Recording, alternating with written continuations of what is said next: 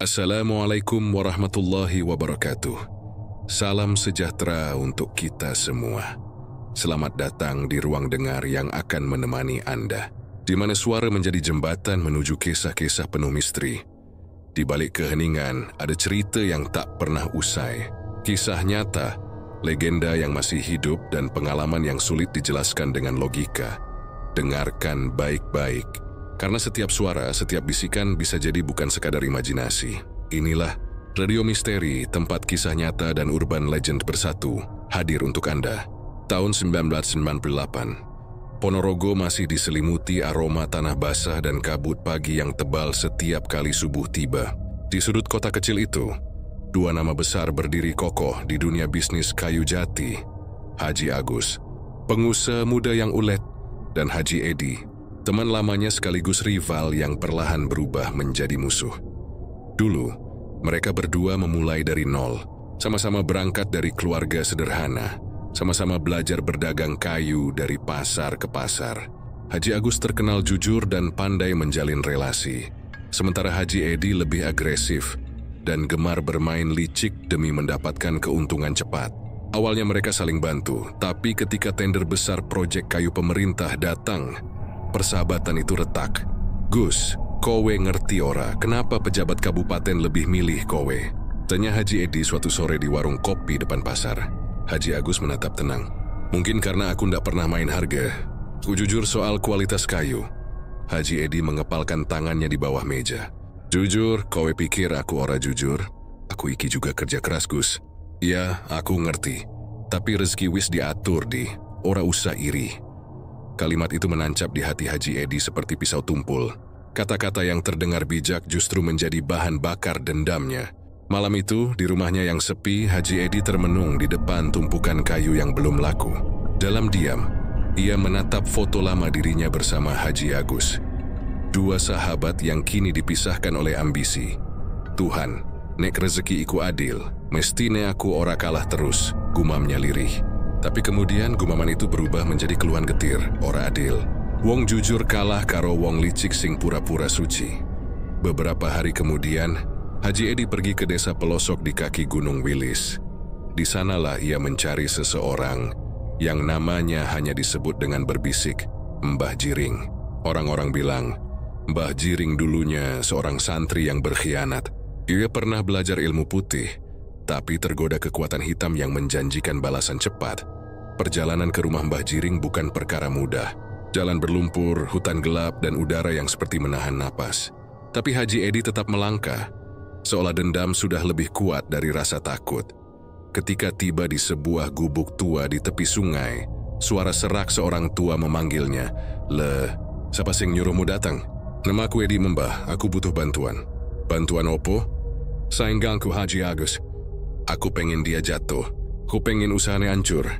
Mbah Jiring tertawa pelan. "Kowe ngerti sing kowe omongno iki dudu perkara ringan. Aku wis siap, Mbah, apapun carane." Mbah Jiring membuka kendi berisi cairan hitam kental, berbau anyir seperti darah basi.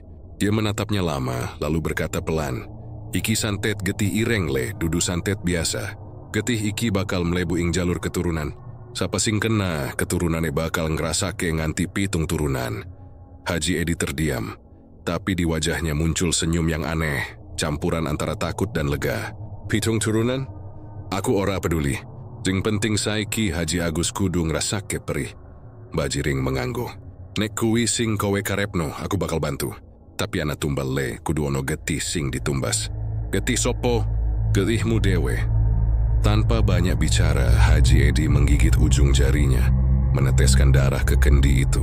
Cairan hitam itu seolah bereaksi, mendidih pelan, lalu merembes keluar membentuk uap tipis.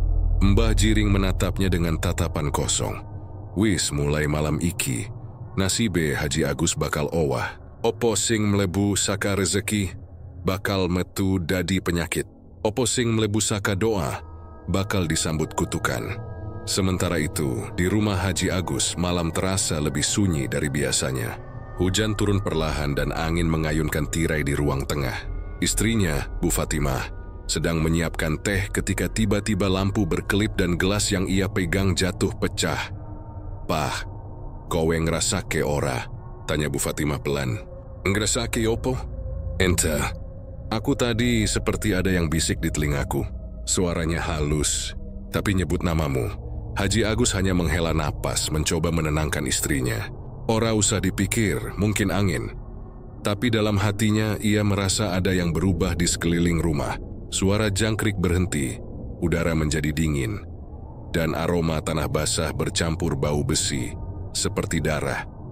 Keesokan paginya, pekerjanya di pabrik menemukan hal aneh. Tumpukan kayu yang semalam masih segar kini membusuk seolah disiram cairan asam. Satu pekerja bahkan jatuh pingsan setelah melihat ujung kayu yang basah darah. Pak Haji, kayu iki aneh, warnanya kayak abis kena getih. Haji Agus datang menatapnya dan dadanya bergemuruh. Demi tak ingin mempercayai hal mistis, semua yang terjadi terlalu janggal. Sore harinya, ia menemui sahabat lamanya, Ustadz Sahid, seorang guru ngaji yang juga teman masa mudanya. Ustaz, aku rasa anak sing ora beres. Usahaku rumahku KB kayak diganggu. Ustadz Said menatap serius. Haji, aku wis dengar kabar. Wong-wong ngomong nek Haji Edi seminggu iki sering ke arah Alas Wilis. Kau ngerti artinya? Artin apa, Ustaz? Artin. Dia mungkin nyoba ilmu sing ora pantes dipegang manusia. Haji Agus terdiam. Ia ingin menyangkal, tapi firasatnya tak bisa dibohongi. Sejak malam itu tubuhnya mulai lemas. Dan setiap ia mandi, air yang menetes dari kepalanya tampak merah kehitaman. Malam ketiga, ia terbangun karena mimpi buruk. Dalam mimpi itu, ia melihat seorang lelaki tua berjubah hitam berdiri di depan rumahnya, menggenggam kendi kecil. Ketika kendi itu dipecahkan, keluar semburan darah yang menyelimuti halaman. Dari dalam darah itu muncul wajah Haji Edi, tersenyum sinis. Saat ia terbangun, jantungnya berdegup keras. Di ujung tempat tidur, Bu Fatimah duduk sambil gemetar. Pak, aku mimpi hal yang sama. Haji Agus menatapnya, tak bisa berkata apa-apa. Suara dalam mimpiku bilang, Gede hireng wis milih, dan saiki wis melebu keluarga kita. Malam itu doa-doa dilantunkan, ayat-ayat dipanjatkan, tapi angin di luar rumah terus berputar seperti menertawakan mereka. Haji Agus belum tahu, apa yang baru saja dimulai bukan sekadar serangan santet, tapi kutukan darah yang akan mengalir di setiap nadi keturunannya. Dan dari kejauhan, di pinggir Alas Wilis, Mbah Jiring berdiri di bawah hujan, menatap ke arah Ponorogo dengan mata hitam legam. Gede hireng wis milih le Edi. Saiki tinggal nunggu generasinya ngelawan nasib dewe. Kutukan itu sudah lahir, dan darah itu baru mulai berjalan. Hari-hari setelah kejadian aneh di pabrik kayu membuat keluarga Haji Agus hidup dalam bayang-bayang rasa cemas. Awalnya, mereka mengira suara hanyalah gangguan sementara. Namun satu persatu tanda-tanda ganjil mulai muncul. Bukan hanya di rumah, tapi juga di tubuh Haji Agus sendiri. Pagi itu, Bu Fatimah terkejut saat melihat suaminya bangun dengan bercak hitam, sebesar koin di lengan kirinya. Awalnya hanya satu, tapi sore harinya sudah bertambah menjadi 5. Seperti noda arang, namun tidak bisa dihapus dengan air atau sabun. Pak, ini kok tambah banyak?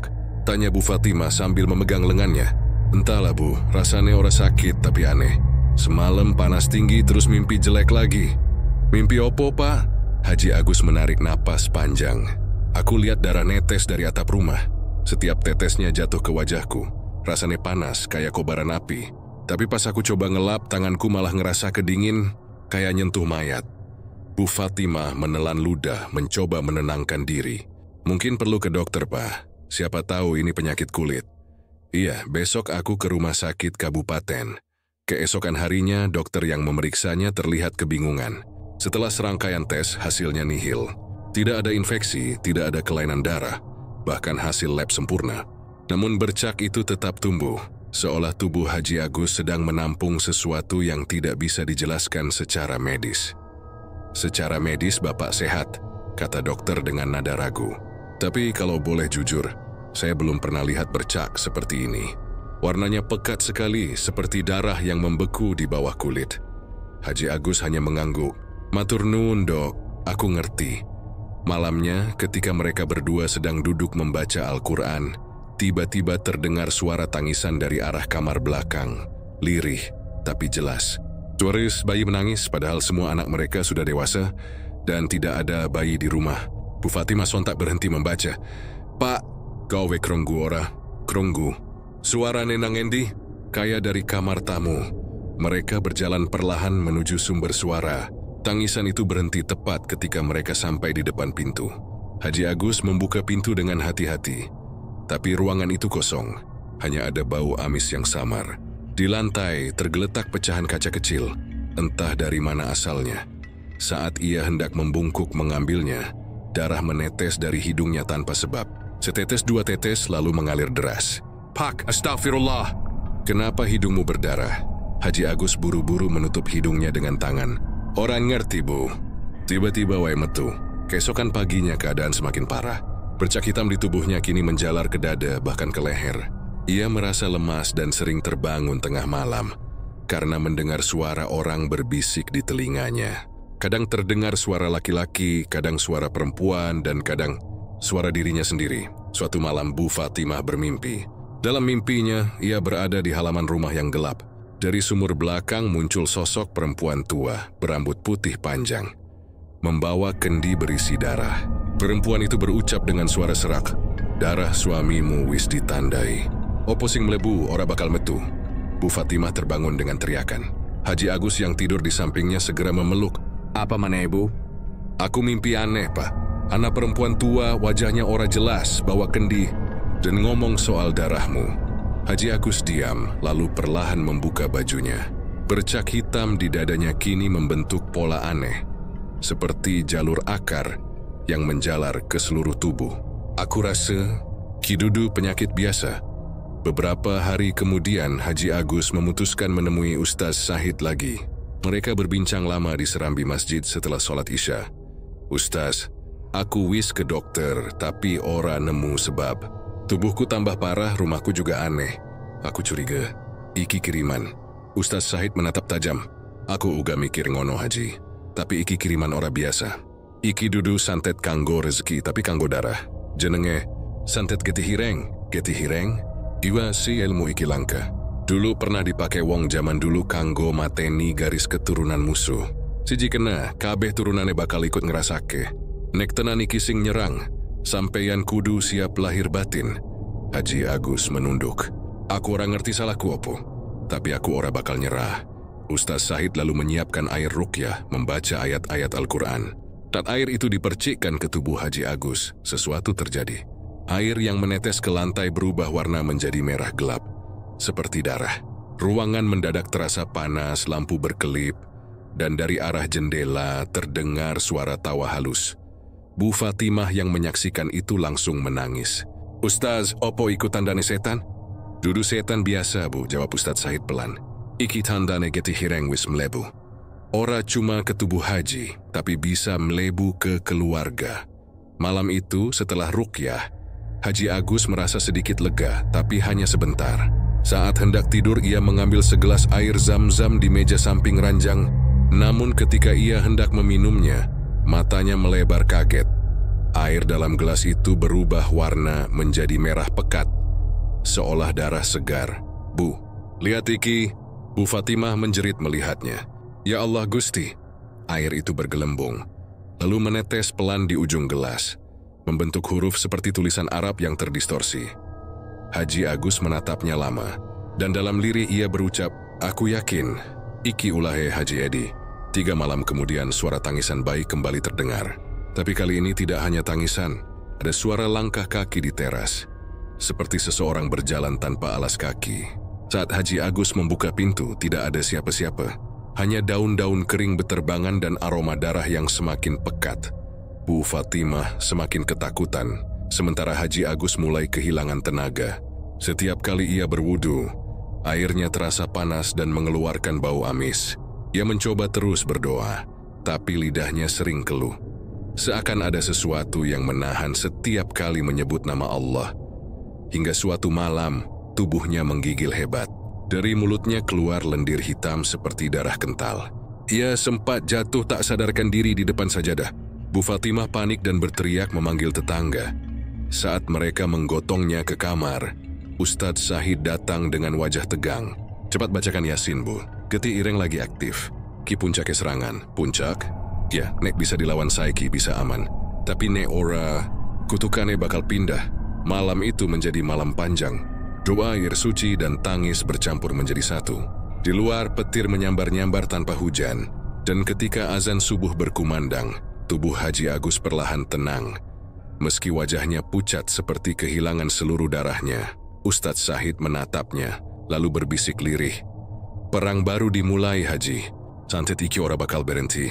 Turunanmu sing sabanjure bakal nerus ke perjuanganmu." Dan di luar rumah, di bawah pohon sawo yang basah oleh embun, seekor burung gagak hitam menatap ke arah jendela kamar mereka. Matanya merah, seolah membawa pesan dari dunia yang tak terlihat. Kutukan itu sudah menempel di darah keluarga itu. Tak bisa dicuci, tak bisa dihapus. Dan mulai malam itu, darah mereka bukan lagi darah manusia biasa. Waktu berjalan pelan di rumah Haji Agus setelah malam kelam penuh darah dan doa itu. Meski tubuhnya mulai pulih, suasana rumah tetap berat. Udara terasa pengap, doa-doa seperti hanya bergema di langit-langit tanpa jawaban. Namun di tengah ketakutan dan keputusasaan ada secercah kabar gembira. Bu Fatimah diketahui tengah hamil. Kehamilan itu datang tanpa rencana. Dokter sempat heran karena usia Bu Fatimah sudah mendekati 45 tahun. Tapi bagi mereka berdua, itu dianggap sebagai tanda bahwa Allah masih memberi kesempatan. Mungkin juga pertanda keberkahan baru setelah cobaan panjang. Namun, sejak awal kehamilan, banyak kejanggalan. Bu Fatimah sering mimpi buruk. Dalam tidurnya, ia melihat seorang perempuan tua berselendang hitam mengelus perutnya sambil berkata, "Pelan, bayi iki warisan darahmu, Fatimah, ora iso lari."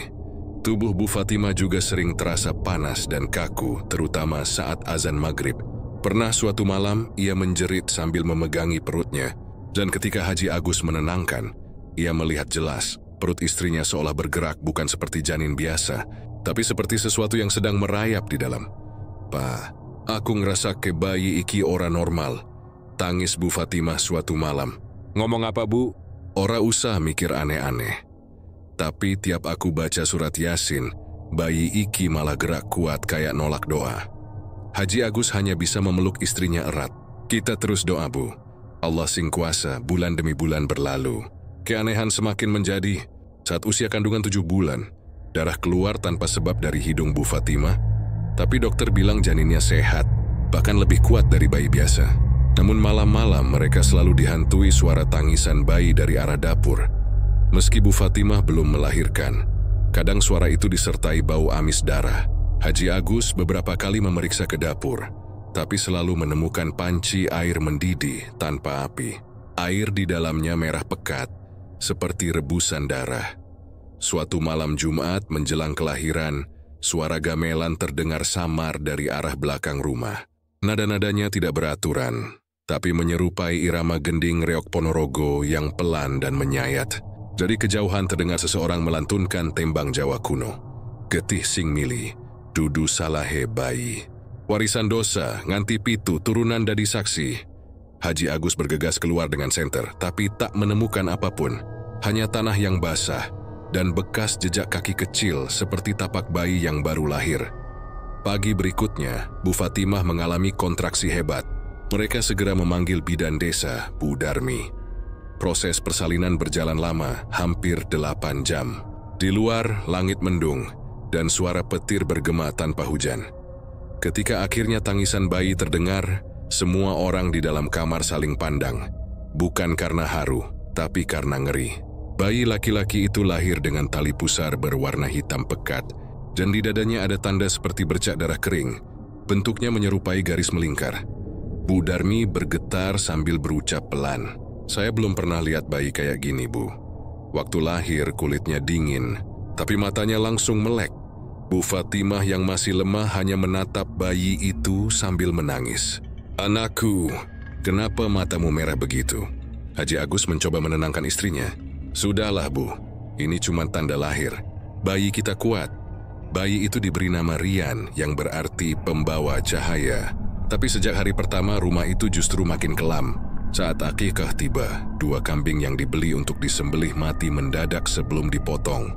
Salah satunya ditemukan dengan leher terputus sendiri, tanpa luka pisau. Para tetangga yang datang membantu langsung ketakutan. Ada yang berbisik, Iki ora wajar, Haji. Kambing mati sebelum disembelih iku tanda ora apik. Haji Agus menatap mereka dengan wajah tegas. Ora usah omong aneh-aneh. Sing penting niat kita ibadah. Tapi setelah acara, bau anyir darah tidak hilang dari halaman rumah. Meski sudah disiram air berkali-kali, malamnya Rian menangis terus-menerus, seolah melihat sesuatu yang tak terlihat orang lain. Kadang matanya menatap ke pojok ruangan, lalu tertawa kecil dengan suara yang membuat bulu kuduk berdiri. Pak, anak kita ketawa tengah malam. Tapi suaranya bukan suara bayi, kata Bu Fatimah dengan suara gemetar. Haji Agus segera mengambil air doa dan mengusap kepala anaknya. Astagfirullah, mungkin dia rewel. Namun begitu air menyentuh kulit Rian, tanda hitam di dadanya tampak berdenyut pelan, seperti nadi yang hidup. Hari demi hari tanda itu makin gelap. Ketika bayi itu berumur sebulan, tanda tersebut berubah bentuk menjadi seperti huruf Jawa kuno yang tak dikenal. Ustaz Said yang datang menjenguk sempat menatap lama sebelum berkata lirih. Iki tulisan lama, Haji. Aku ora yakin. Tapi maknanya kira-kira warisan darah. Haji Agus terdiam. Maksudnya apa, Ustaz? Santet geti ireng ora mong nyerang sampean. Iki wis melebu ke darah keturunan. Bayi iki mungkin pewaris kutukan.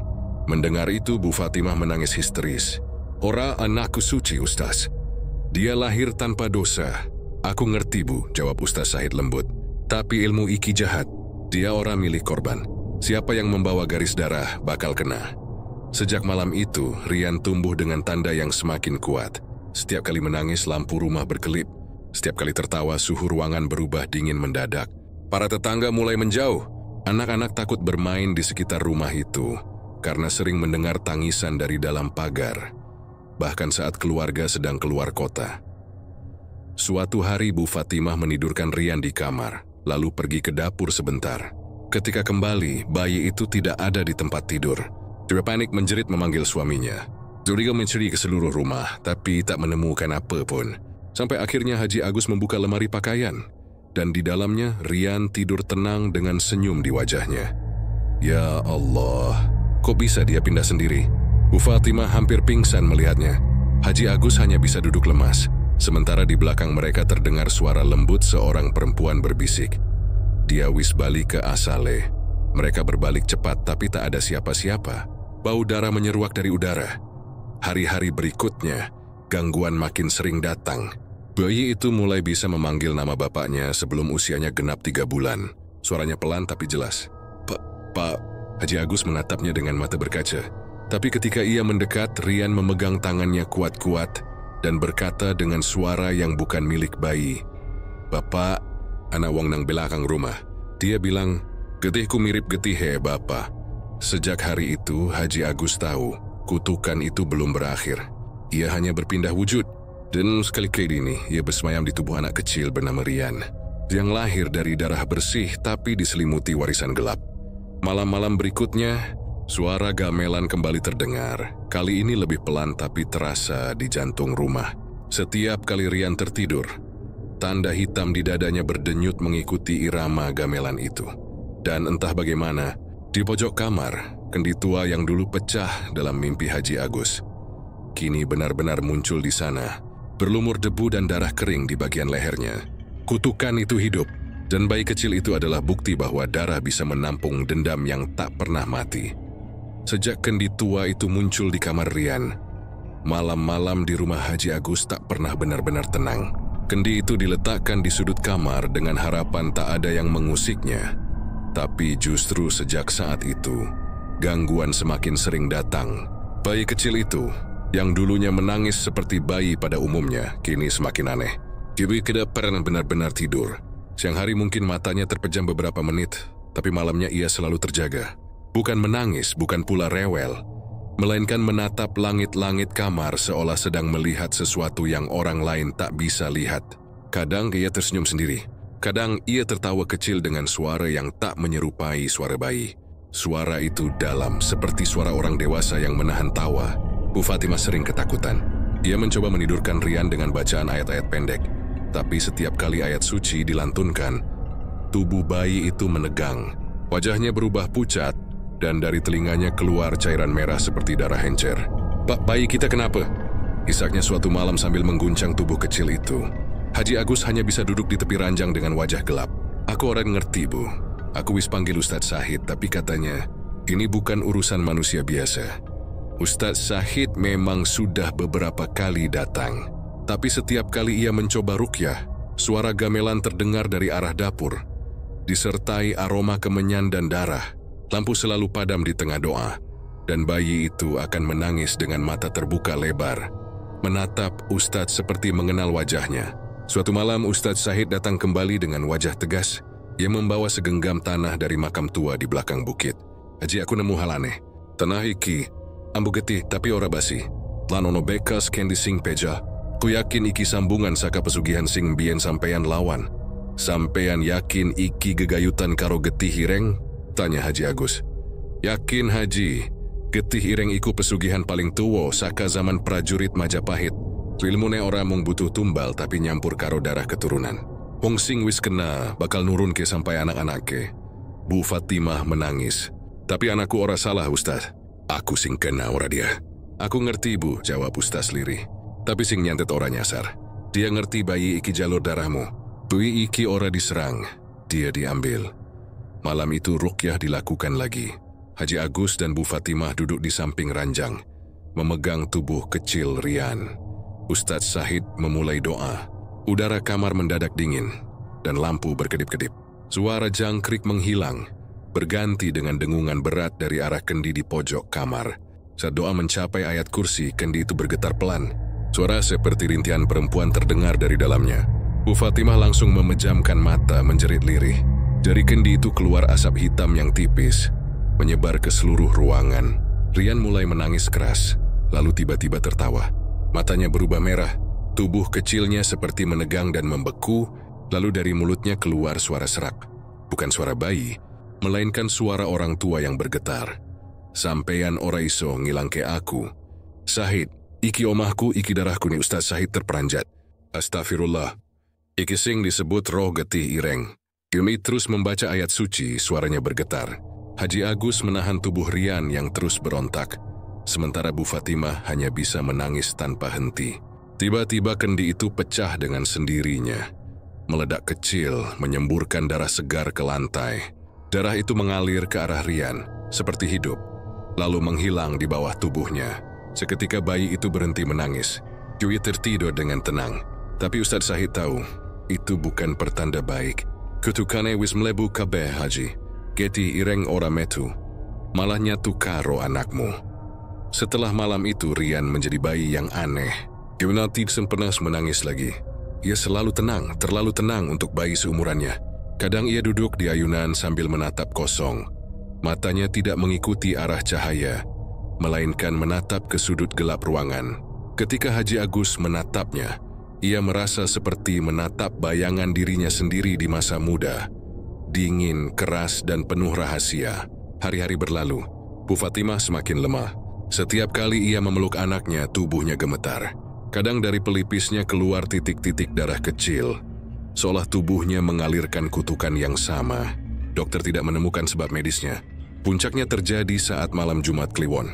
Haji Agus baru pulang dari masjid ketika mendengar suara bayi tertawa keras. Tapi itu bukan tawa gembira.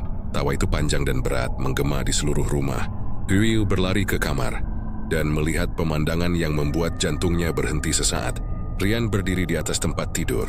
Bayi itu belum genap setahun, tapi bisa berdiri tegak tanpa bantuan.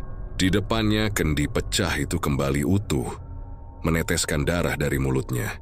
Dari dalam kendi terdengar suara perempuan bersenandung tembang kuno. Suara yang sama yang dulu datang di malam kelahiran Rian. Haji Agus melangkah perlahan.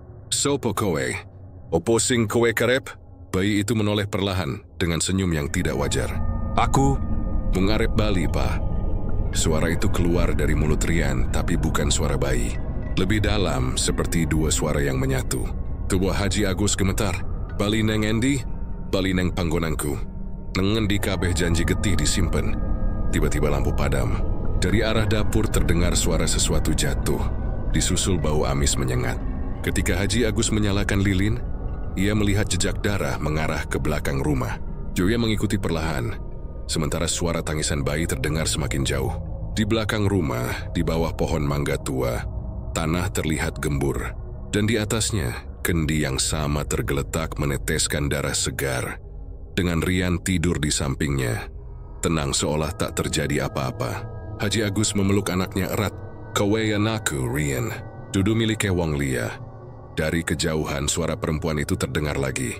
"Sing duwe getih, bakal bali marani asale. Ora ana sing iso ngelakoni nasibe." Dan malam itu Haji Agus tahu satu hal, jika kutukan ini benar berasal dari darah, maka satu-satunya cara memutusnya bukan dengan doa, tapi dengan darah yang sama. Tapi darah siapa? Di tengah malam yang sepi, kendi itu kembali retak pelan, mengeluarkan desis panjang, seperti napas hidup. Rian masih terlelap di pelukannya, tapi senyum kecil di wajah bayi itu membuat tubuh Haji Agus menggigil, karena di sudut bibir Rian menetes setitik darah, hitam pekat seperti milik mereka yang dulu menandatangani perjanjian dengan kegelapan. Sejak malam ketika kendi itu kembali muncul di bawah pohon mangga, suasana di rumah Haji Agus tidak pernah benar-benar normal lagi. Siang hari terasa berat, hawa panas seolah menahan napas di dalam tembok, dan malamnya selalu dipenuhi suara aneh. Langkah kaki tanpa arah, suara perempuan melantunkan tembang lirih, dan terkadang tangisan bayi yang bergema dari kamar kosong. Bu Fatimah semakin lemah, tubuhnya sering menggigil, terutama setiap kali ia memeluk Rian. Kadang ia terbangun di tengah malam dengan tangan berdarah tanpa tahu sebabnya. Di pergelangan tangannya muncul garis-garis hitam seperti urat yang membusuk, menjalar perlahan ke pundak. Dokter tak bisa menjelaskan, hanya menyebutnya sebagai kelainan kulit akibat infeksi. Tapi Haji Agus tahu, itu bukan infeksi. Itu darah yang dikutuk. Suatu malam ketika hujan turun deras, Haji Agus duduk di ruang tengah bersama Ustaz Syahid. Wajah keduanya tegang. Di atas meja tergeletak beberapa lembar kertas berisi catatan tentang ilmu getih ireng. "Ustaz, aku wis nglampahi kabeh cara. Gulon dedungo saben malam, tapi ora ono sing berubah. Apa pancen kutukan iki ora iso dibaleke?" Ustaz Syahid menarik napas dalam. "Kulo wis nemo kake asal usule Haji. Getih ireng iku dudu sekadar santet, tapi pesugihan darah sing diwarisno liwat garis keturunan. Wong sing melakukno kudu tumbal sedulur dewe, lan darahe disegel nganggo mantra kuno." Haji Agus menatapnya dengan mata merah. "Lan sampeyan yakin iki ulahe Haji Edi?" "Yakin Haji. Wong iku sing nyebar barang kutukan, tapi Haji ono sing luwih parah. Apa maksudmu?" "Getih ireng ora mung mateni pelan-pelan, tapi bakal milih keturunan sing paling kuat.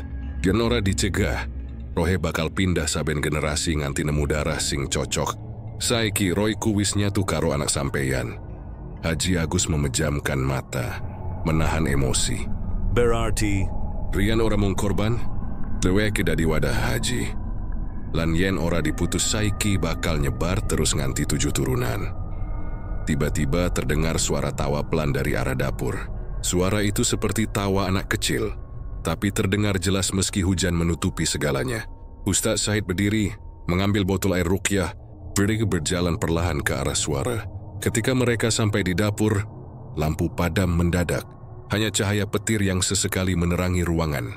Di tengah lantai, Rian duduk sendirian menggambar sesuatu di lantai dengan darah ayam yang entah dari mana datangnya.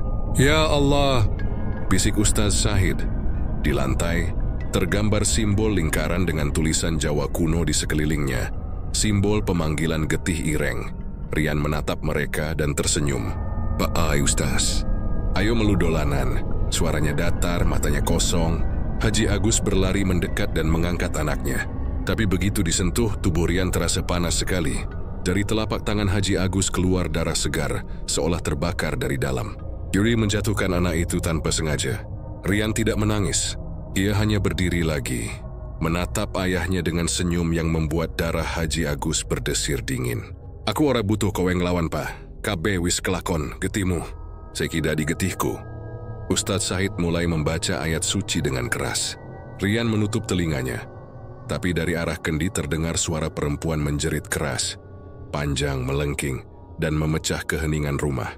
Piring-piring di dapur pecah, angin berhembus kencang, dan jendela terbuka sendiri. Dari luar terlihat bayangan perempuan berambut panjang berdiri di halaman. Matanya merah menyala. Wajahnya rusak terbakar. Dia menunjuk ke arah Rian, lalu ke arah Haji Agus. Ustaz Sahid melanjutkan doa, tapi perempuan itu justru semakin dekat. Aku ora iso lunga nganti balasanku lunas, Sahid. Getiku wis nyampur karo keturunane wong iki. Haji Agus berteriak.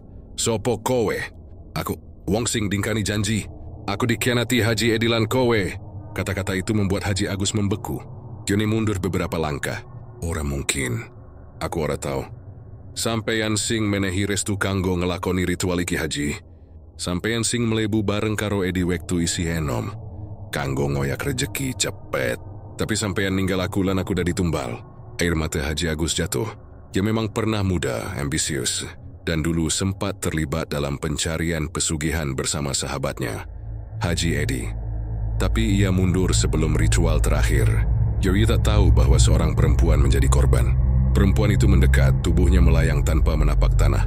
Getiku melebu tanah iki, melebu ing rahim bojomu, nganti metu dadi anakmu. Kuwi sebabe bayi iki ora iso tenang. Bu Fatima muncul di pintu dapur, wajahnya pucat. Jadi, darahku wis dikutuk saka kandungan. Perempuan itu menatapnya tajam. Dilan kutukan iki ora bakal rampung nganti sampeyan ngembaliake getihku. Ustaz Sahid berteriak membaca ayat suci lebih keras. Cahaya putih keluar dari botol air ruqyah, menyinari ruangan. Perempuan itu menjerit. Tubuhnya retak seperti kaca.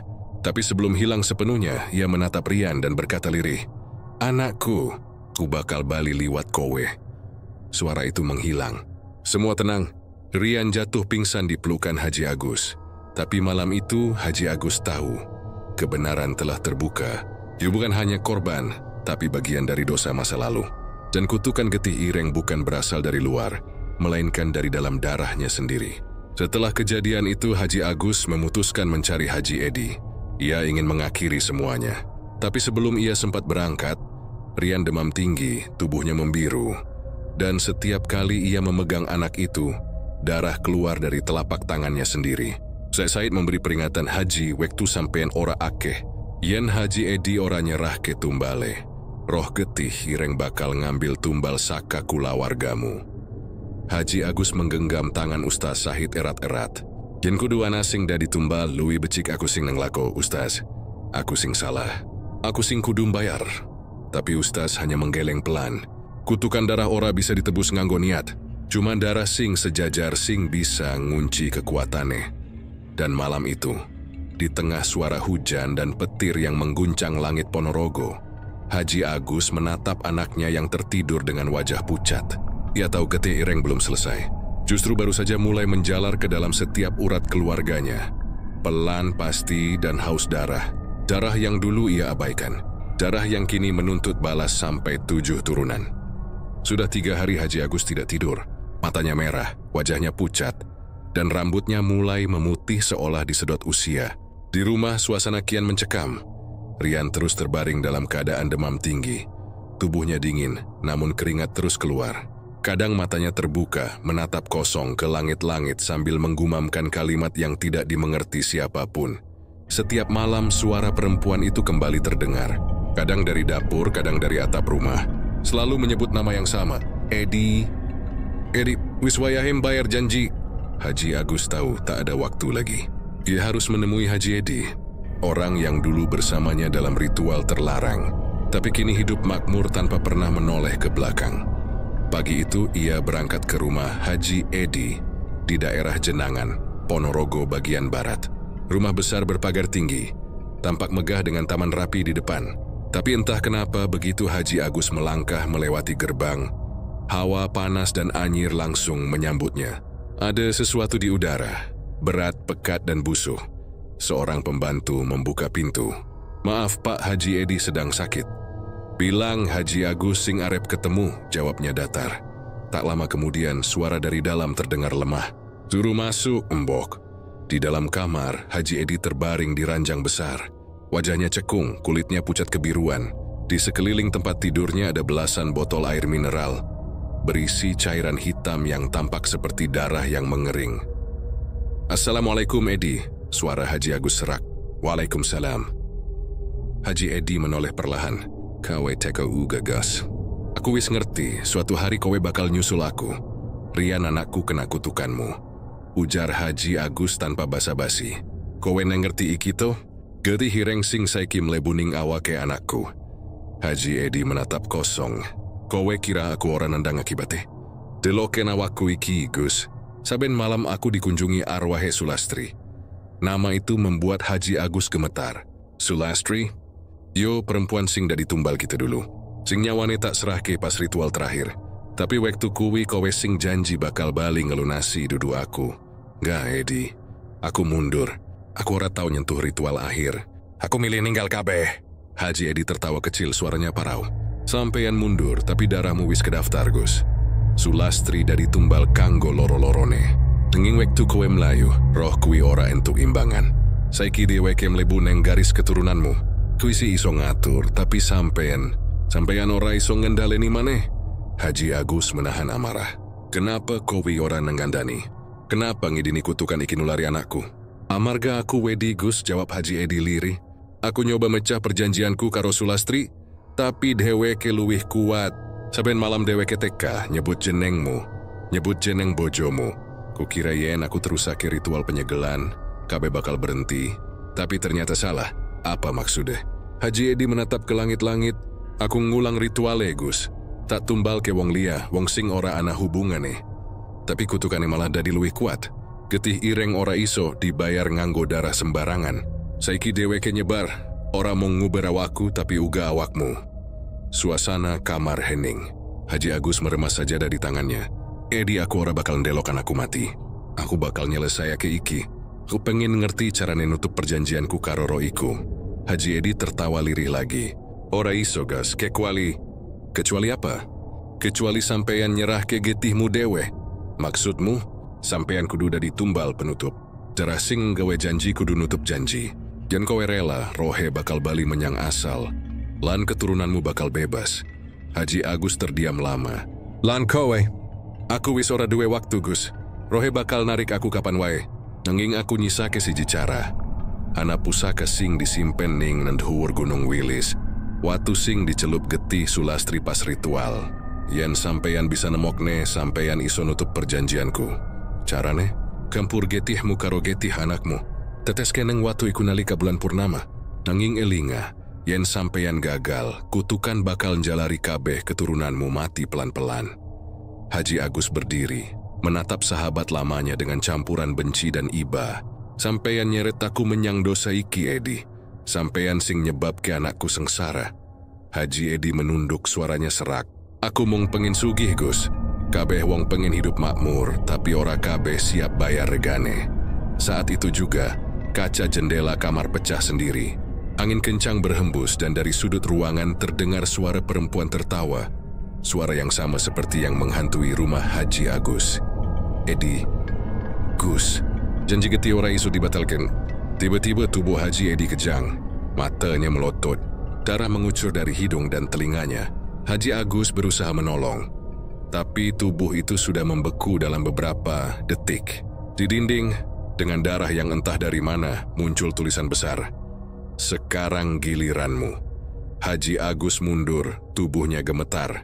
Ia tahu, roh Sulastri baru saja mengambil tumbalnya yang pertama, dan berikutnya akan menjemput dirinya.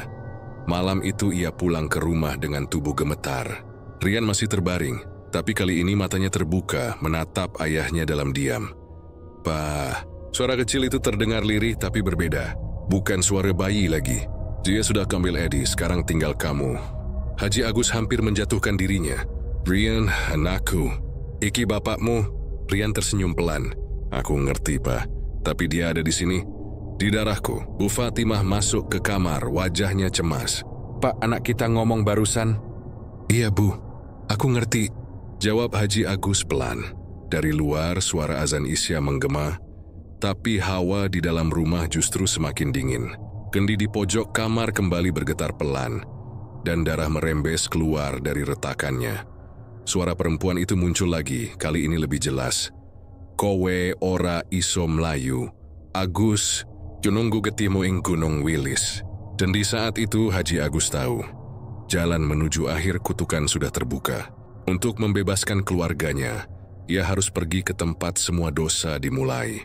Tempat di mana darah pertama jatuh, dan perjanjian pertama ditulis Gunung Wilis, tanah asal Getih Ireng. Langit Ponorogo sore itu kelabu. Hujan rintik turun sejak pagi, seolah langit sendiri menolak Haji Agus melangkah keluar rumah. Tapi tekad di matanya sudah bulat. Ia tak lagi bisa menunggu, tak lagi punya waktu. Rian makin lemah, tubuhnya dingin seperti batu. Kadang anak itu mengigau menyebut nama-nama yang tak pernah ia ajarkan. Kadang matanya terbuka, menatap langit-langit sambil berkata pelan, "Dia sudah di puncak, Pak. Cepatlah datang." Kata-kata itu jadi penuntun sekaligus ancaman. Sebelum berangkat, Haji Agus duduk lama di samping ranjang. Dia membelai kepala anaknya, menatap wajah yang kini pucat, dan tak lagi seperti bayi biasa. "Rian, nek Bapak ora bali, ojo nangis. Bapak mung arep penglawan sing ngerebut darahmu. Nek Gusti Allah maringi, kabeh bakal rampung bengi iki." Bu Fatimah yang sejak tadi menangis tak henti memegang tangannya. "Pak, aku wedi." Gunung Wilis dudu panggonan sembarangan.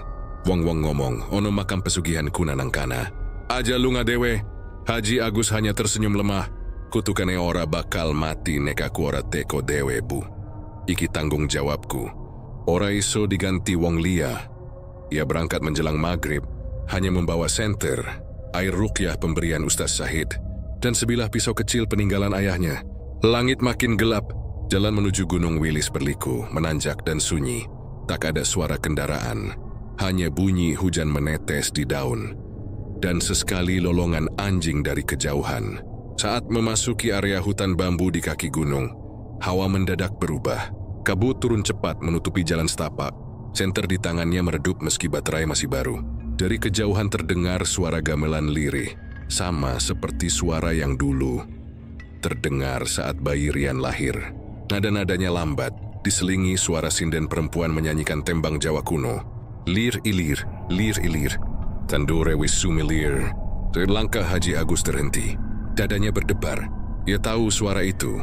Suara Sulastri, perempuan yang dikutuk menjadi roh Getih Ireng. Tiba-tiba kabut di depannya bergerak. Dari dalamnya muncul bayangan perempuan memakai kebaya merah. Rambut panjang menutupi wajah. Berjalan perlahan di atas tanah yang becek. Suara langkahnya tidak menimbulkan jejak. "Sulastri," gemam Haji Agus pelan. "Aku teka kanggo nebus dosa iki." Perempuan itu berhenti, menatapnya dari balik rambut. "Dosa ora iso ditebus nganggo tekad, Gus. Kudu nganggo getih." "Aku ngerti," jawabnya mantap. "Aku sing nggawe janji, aku sing kudu nutup." Sulastri tertawa kecil, tapi suaranya bergema aneh. "Kowe ora ngerti janjimu, Gus. Sampeyan janji ora mung marang aku, tapi marang tanah iki. Tanah iki wis ngombe getihku, lan saiki pengin getihmu uga." Kabut di sekitarnya berputar cepat, menciptakan pusaran dingin. Di tanah muncul tangan-tangan hitam yang meraih kakinya. Joya berteriak keras, menghunus pisau, menebas tangan-tangan itu. Tapi setiap tebasan membuat darah hitam muncrat dan berubah jadi asap pekat. Dari balik kabut muncul bayangan lain. Puluhan sosok tanpa wajah, memakai kain kafan lusuh. Wirgana melangkah pelan mengelilinginya, seolah menuntut sesuatu. "Aku ora bakal mundur," teriak Haji Agus. "Aku bakal nutup kutukan iki malam iki." Ia menunduk, menggenggam air ruqyah, dan menyiramkannya ke tanah. Kabut menjerit, sosok-sosok itu mundur. Di tengah pusaran kabut itu, tampak sebuah jalan kecil menuju puncak. Di ujungnya, samar-samar terlihat cahaya merah. Langkahnya berat, tapi setiap langkah terasa pasti. Ia tahu, itulah tempat di mana darah Sulastri pertama kali ditumpahkan. Altar pesugihan Getih Ireng. Puncak Gunung Wilis diselimuti kabut tebal. Udara di sana dingin menusuk tulang. Di tengah dataran datar, berdiri batu besar berlumur-lumut. Namun di bagian atasnya terlihat goresan tangan manusia dan bekas darah yang sudah mengering. Batu itu terasa hidup, seperti berdenyut pelan setiap kali ia mendekat. Suara perempuan itu terdengar lagi, kali ini di belakangnya. "Kowe bener-bener wanita, Gus. Iki dudu wani. Iki penyesalan." Perempuan itu menampakkan wajahnya, cantik tapi pucat. Matanya kosong, bibirnya hitam membiru. "Aku wis ngenteni iki pirang-pirang tahun. Saiki wektu kanggo nutup janji. Apa sing kudu tak lakoni? Campur getihmu karo getih keturunanmu. Tetesna nang watu iki, bar kuwi sebut jenengku telu kaping. Anggi ngelingah yen atimu isi ana dosa, aku bakal nyedot uripmu sakdurunge getih nyentuh watu." Haji Agus menarik napas panjang. Jemi peiksi wow, lalu mengeris pergelangan tangannya sendiri. Darah menetes merah pekat jatuh ke batu.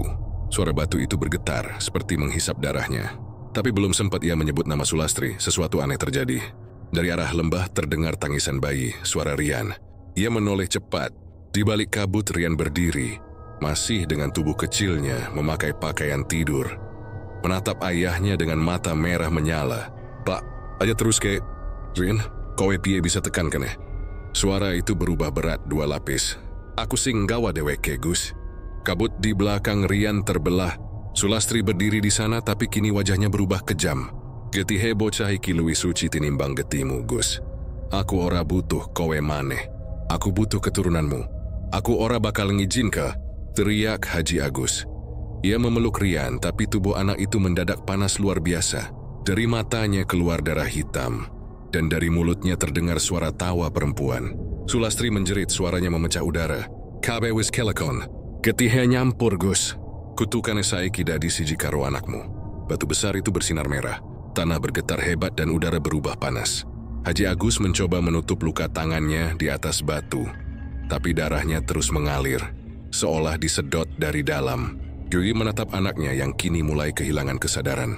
"Rian, bertahan nak." Tapi tubuh Rian sudah terangkat perlahan melayang di atas batu. Dari kulitnya keluar garis-garis hitam seperti urat yang terbakar. Diril berteriau, tapi suaranya berubah menjadi tawa Sulastri. Haji Agus berlutut memukul batu itu berkali-kali sambil berdoa. "Ya Allah, nek iki tebusanku, ambil aku. Aja anakku."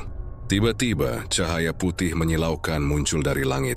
Hujan turun deras, menyiram seluruh puncak. Batu itu retak, dan suara Sulastri menjerit panjang. Sebelum akhirnya lenyap bersama kabut, Rian jatuh tak sadarkan diri ke pelukan ayahnya. Batu itu kini pecah menjadi debu. Haji Agus menangis keras. "Wis rampung, Lastri. Wis cukup." Tapi sebelum semuanya benar-benar tenang, tanah di bawahnya berdenyut lagi, seolah sesuatu masih tertinggal. Dalam desiran angin yang dingin, suara perempuan itu terdengar samar. "Kutukane wis rampung, tapi geti ora iso ilang. Nganti wong terakhir saka garis iki mati, aku bakal tetep anak." Dan malam itu, di puncak Gunung Wilis, Haji Agus sadar. Ia memang berhasil memutus kutukan sementara, tapi bukan menghapusnya. Darah getih Hireng masih mengalir, hanya berpindah tempat menunggu waktu untuk kembali bangkit. Ming Tuiwai keturunannya yang masih hidup. 2 tahun telah berlalu sejak malam di Gunung Wilis. Haji Agus tak lagi sekuat dulu. Tubuhnya kurus, wajahnya sayu. Dan setiap malam ia terbangun karena mimpi buruk yang sama. Batu besar retak di bawah hujan deras. Suara tawa perempuan di antara petir, dan Rian menatapnya dengan mata merah. Rian kini berumur 5 tahun. Dia tumbuh dengan fisik sehat, tapi ada yang aneh. Ia jarang bicara. Kadang berminggu-minggu ia tak mengeluarkan satu kata pun. Hanya menatap kosong pada sudut tertentu di rumah.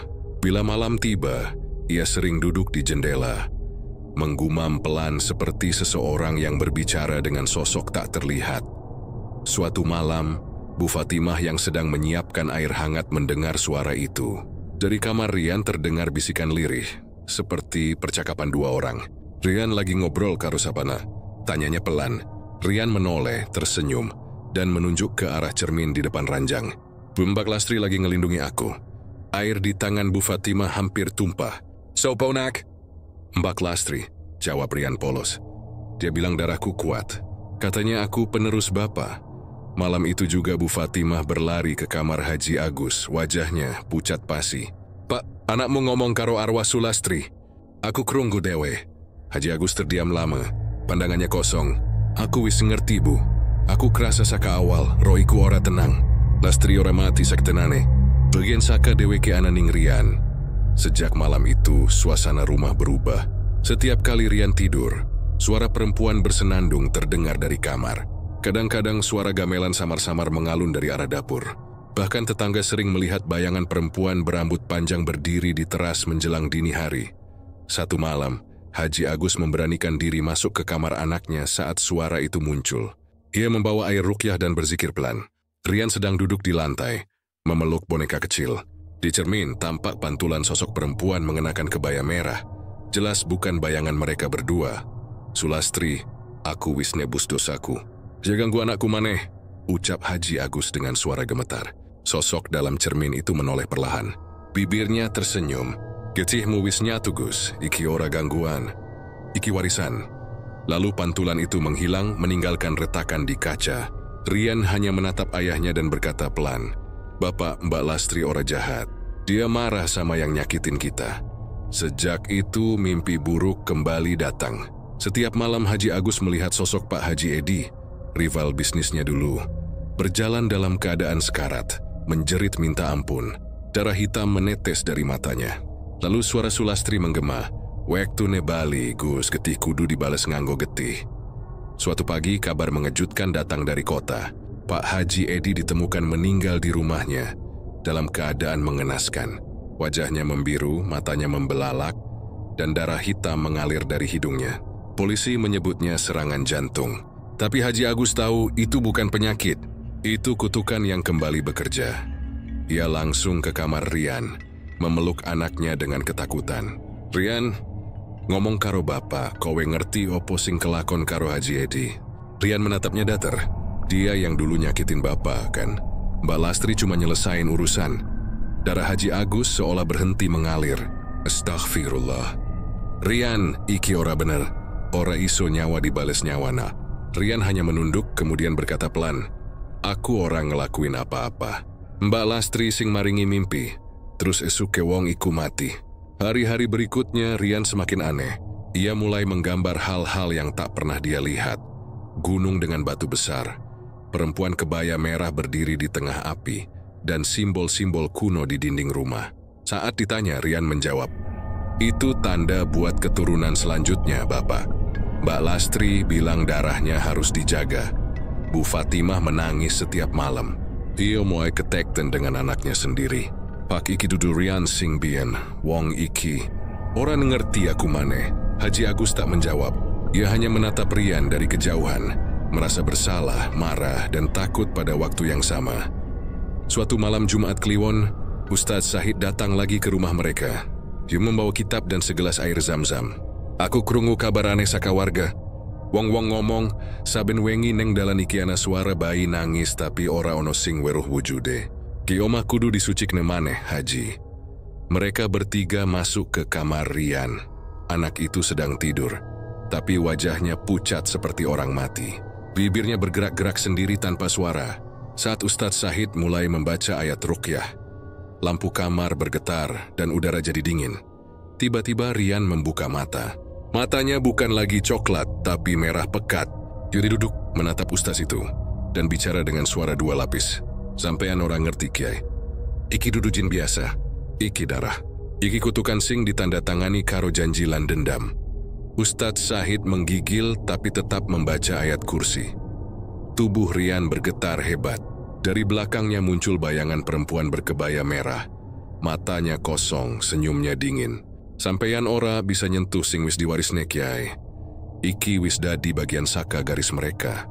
Air zam-zam di tangan Ustaz mendidih, lalu tumpah sendiri ke lantai.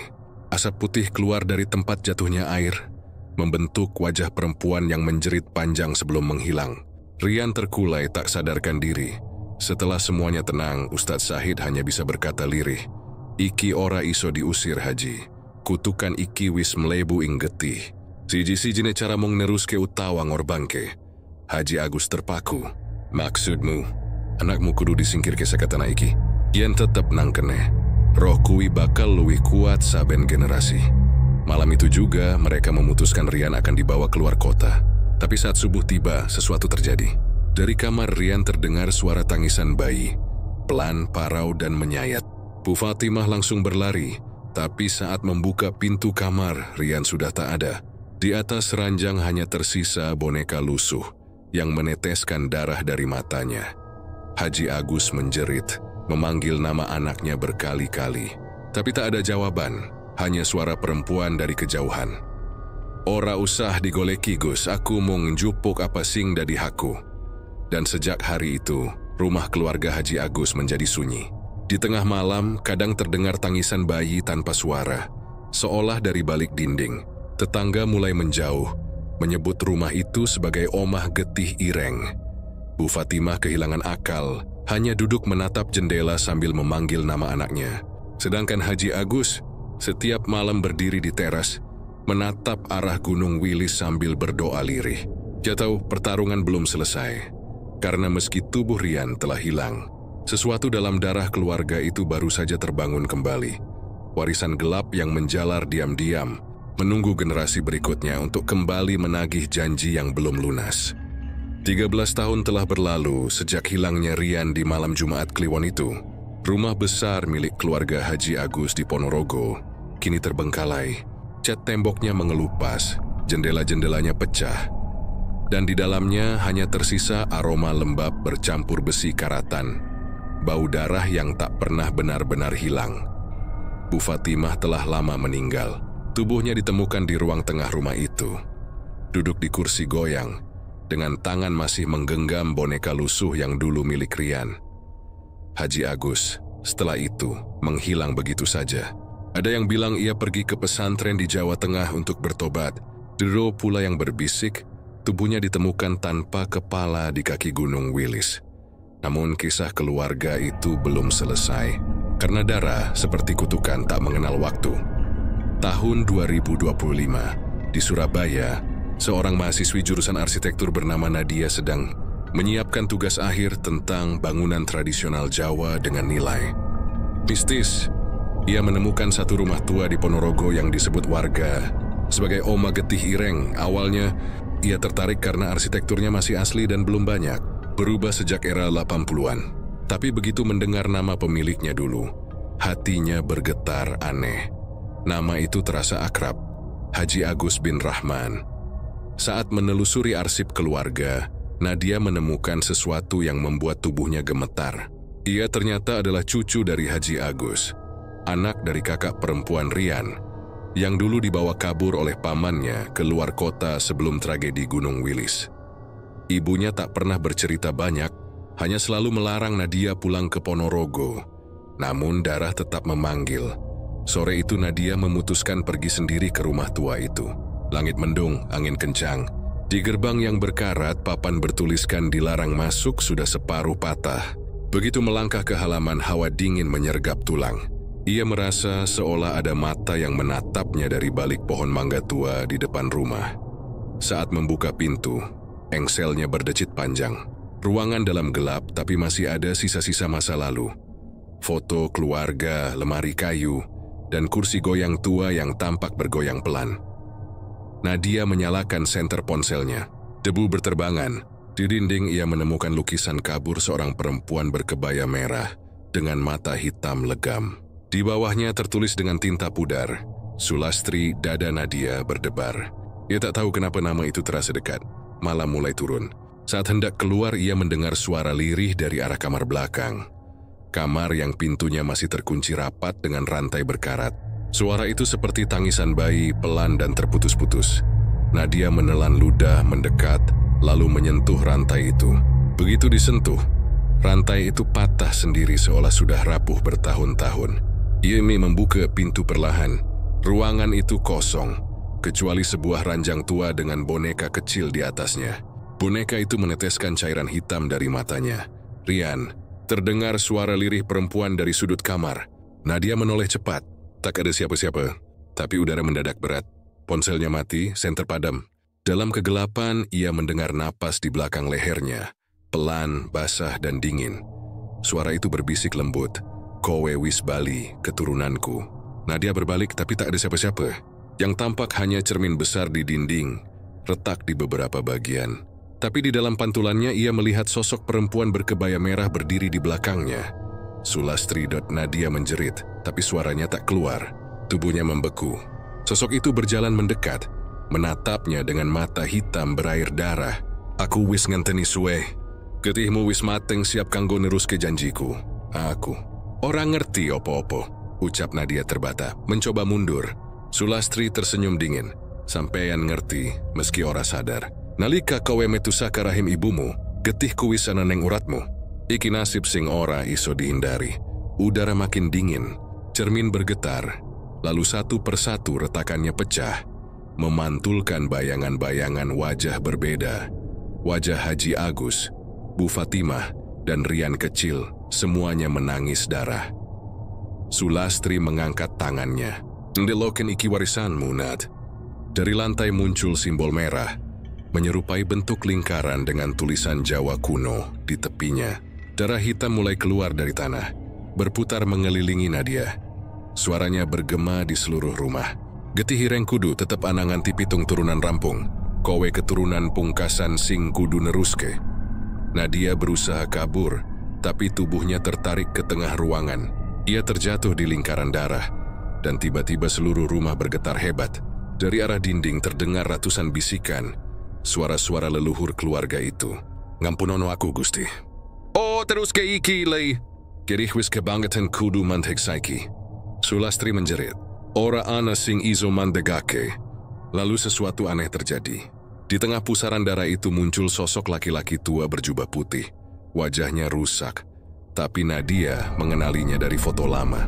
Eyang, bisiknya lirih. Gitu Haji Agus, cucu, deloken aku. Suara itu parau.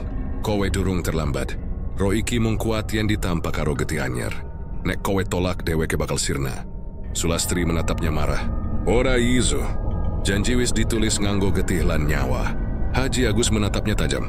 Ora ana janji sing luwih kuat tinimbang ridha Gusti Allah. Ia menengadah, membaca doa dengan lantang. Cahaya putih menyilaukan muncul dari langit-langit rumah. Menerobos cermin, menerangi seluruh ruangan. Sulastri menjerit, tubuhnya terbakar dalam kabut hitam yang berputar cepat.